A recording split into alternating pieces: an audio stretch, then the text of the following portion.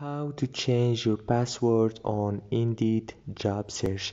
Hello guys, on today's video I'm gonna show you how to change your password on Indeed job app.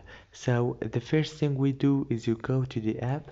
As you can see, this is the home page.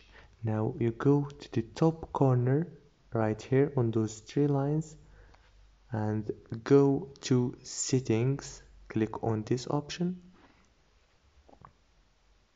and after that go to account settings, and here you will find the option that said change password, and here write your current password, and the second option write your new password and save it.